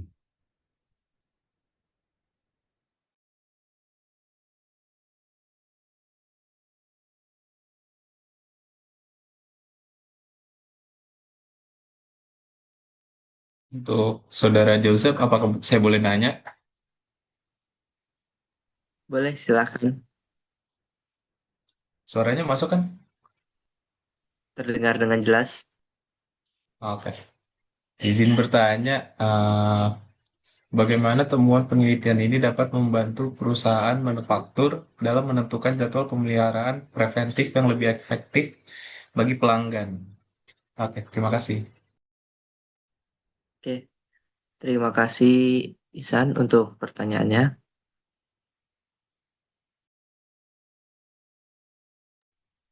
Oke, izin untuk menjawab. Oke, jadi di penelitian ini memberikan aturan keputusan pemeliharaan berdasarkan parameter Weibull. Nah, untuk wilayah menunjukkan pola keausannya tadi lebih dari 1, yaitu 1,7 ya kurang lebih ya, paling besar. Nah, inspeksi preventif disarankan dilakukan pada interval 50-60% dari masa pakai. Nah, contohnya misalkan jika di area kita memiliki N lebih besar dari ya kurang lebih 25.000 kilometer. Nah, maka interval service yang ideal itu sekitar di 15.000 kilometer. Secara spesifik, disarankan untuk melakukan inspeksi proaktif tadi pada blower setiap 10.000 kilometer dan pemeriksaan kebocoran refrigerannya pada 20.000 kilometer guna atau ya untuk meminimalisirkan waktu henti kendaraan. Jadi nggak tiba-tiba mobilnya rusak begitu. Apa sudah menjawab, Isan? Oke, terima kasih Saudara Joseph atas jawabannya. Sama-sama, terima kasih atas pertanyaannya.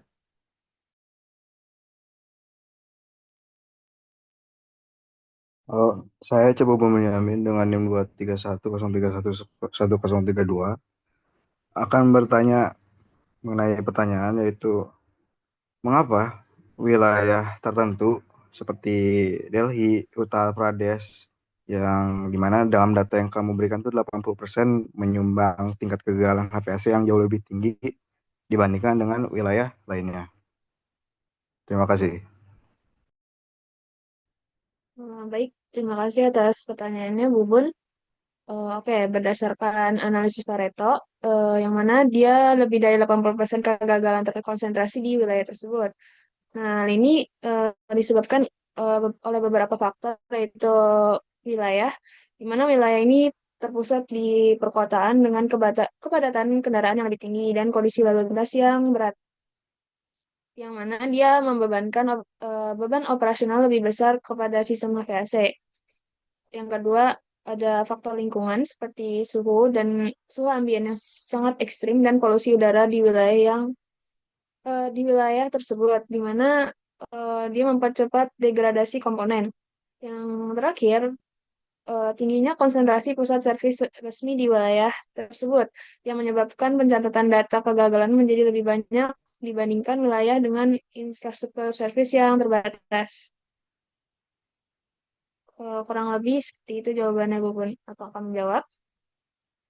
Oke, terima kasih. Cukup terjawab dengan jawabannya. Kira-kira apa yang ditanya? Kalau tidak ada pertanyaan lagi, terima kasih semuanya sudah mendengarkan presentasi kami. Mohon maaf bila ada salah-salah kata. Billahi taufiq wal hidayah. Wassalamualaikum warahmatullahi wabarakatuh. Ya, Waalaikumsalam warahmatullahi wabarakatuh. Oke, lalu yang berikutnya, kalau tidak ada ditanyakan ya. Nah, untuk materi yang tadi kita sudah bahas ya, itu sudah ceritakan mengenai ventilasi, kemudian sumber sumber panas ya atau heat.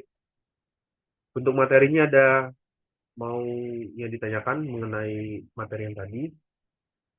Kalau tidak ada, saya akan coba input absen ya untuk hari ini di kuliah APE supaya mudah input absennya dan bisa terlihat di tampilan virtual Zoom. Untuk absennya bisa input absen bisa mengaktifkan kamera, kemudian di bagian ini yang pertama ini untuk tampilan di layarnya sudah bisa keluar terlihat ya share screen-nya. Nah, yang pertama absen yang pertama ya, kita coba lihat di bagian awalnya.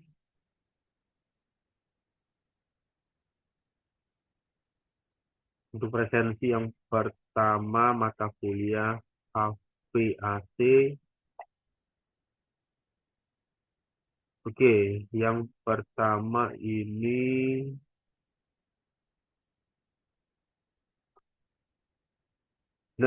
yang pertama dan Rafiq Fadilah. Hadir, Pak. Oke, lalu yang selanjutnya Alfarel, Hadir, Pak. Alfarel, Pak. kemudian Brian Gandarmus, Hadir, Pak. selanjutnya Cap Bubun Bunyamin, Hadir, Pak. kemudian Fabio Akbar, Hadir, Pak.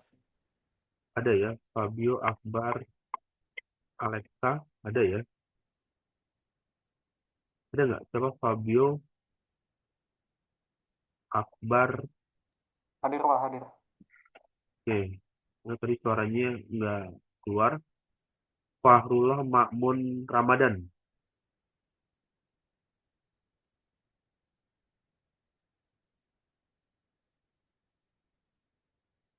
sekali lagi pengulangan ya. Untuk nama Fahrullah Makmun Ramadan tidak ada ya.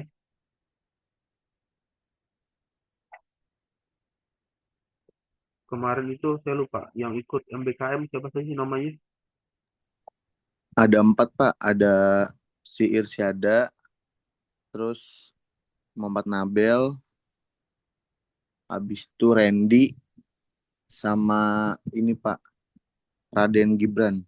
Oke, Fahrullah nggak ikut ya, nggak ada yang MBKM ya. Kemudian Fajar Aditya,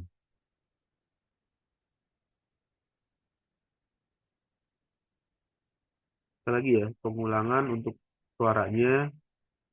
Fajar Aditya Puspo tidak ada ya. Irsyada ini MBKM ya, betul ya? Iya, Pak. MBKM magang ya.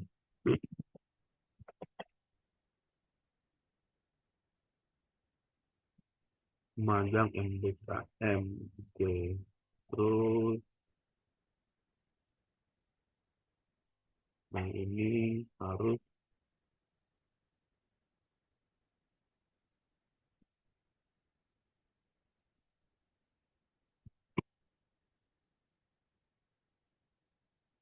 Oke, ini suratnya, surat keterangan.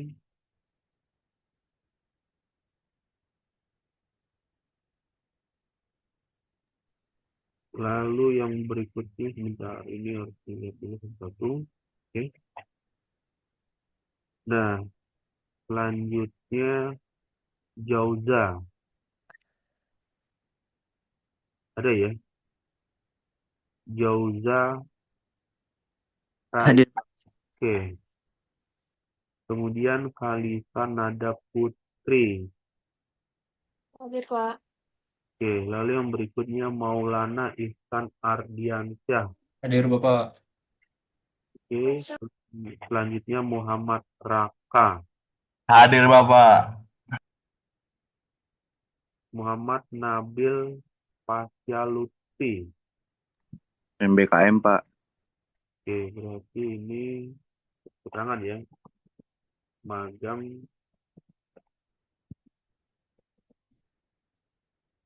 MBKM.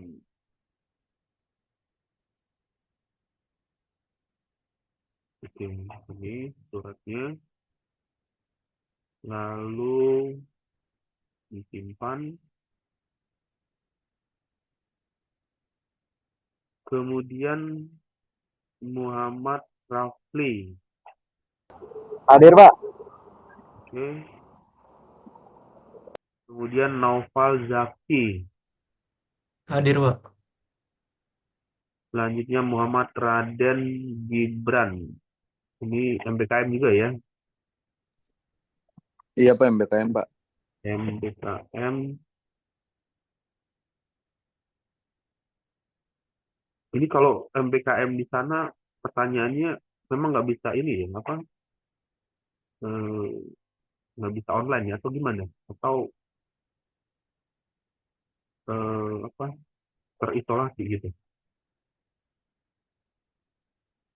Karena dari awal ininya offline apa namanya tidak pernah masuk secara virtual ya. Lalu Rahmat Aji Sawal.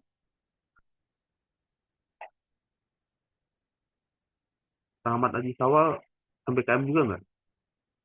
Nggak ya. Rahmat nggak ada ya. Sekali lagi diulangin ya. Rahmat Aji Sawal tidak ada ya. On cam dan on mic-nya. Lalu yang terakhir Randy. Randy MBKM Pak. Oke, Randy ini kasih keterangan magang MBKM. Kemudian surat konfirmasinya, oke ini surat konfirmasi magang.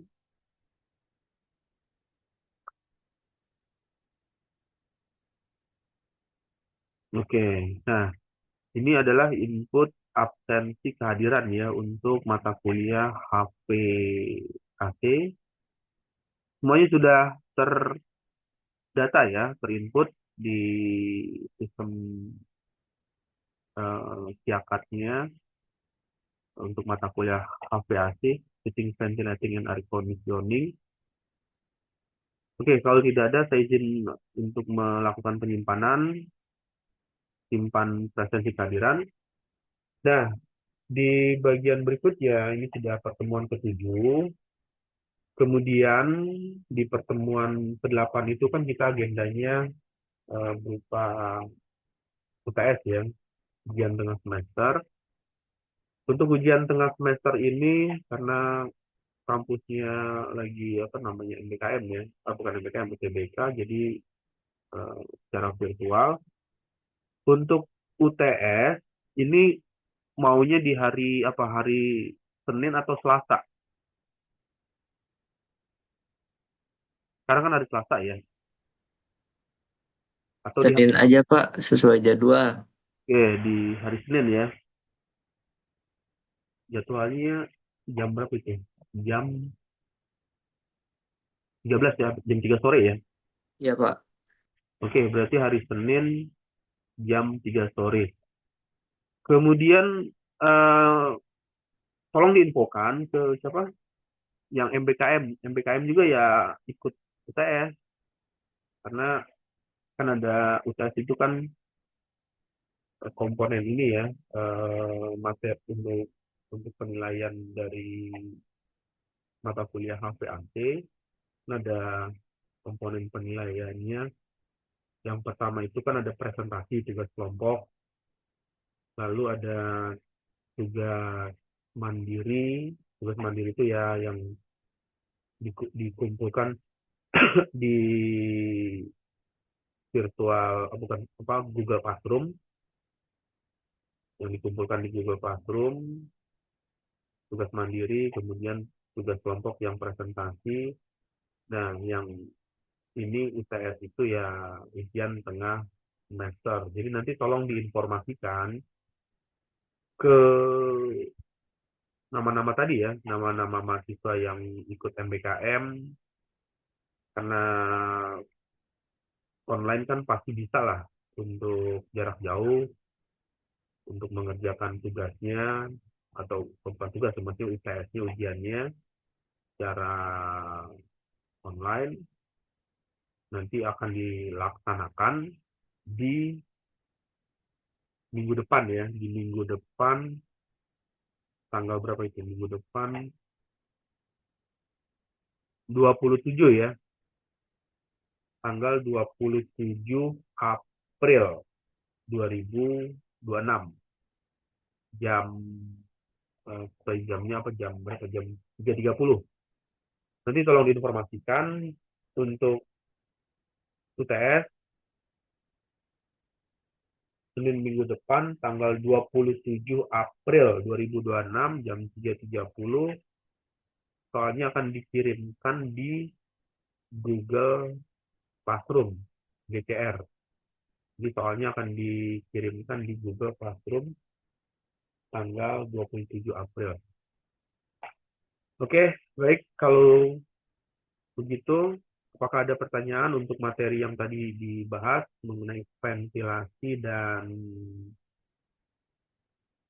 sumber pemanas, heating ya? Kalau tidak ada pertanyaan atau diskusi dari materi yang disampaikan, nanti bisa membuka di e-book ya, di buku teks yang dikirimkan mengenai materi tadi, karena materi itu merupakan kembangan. Kembangan itu artinya pencarian dari e-book yang dikirimkan, lalu dijabarkan atau ditampilkan dalam slide presentasi untuk dibahas per bagian-bagiannya. Oke, kalau tidak ada, saya rasa cukup di siang hari ini untuk mata kuliah HVAC, Ventilating Air Conditioning. Saya ucapkan selamat siang. Wassalamualaikum warahmatullahi wabarakatuh. Assalamualaikum warahmatullahi wabarakatuh. Terima kasih, Pak. Cuma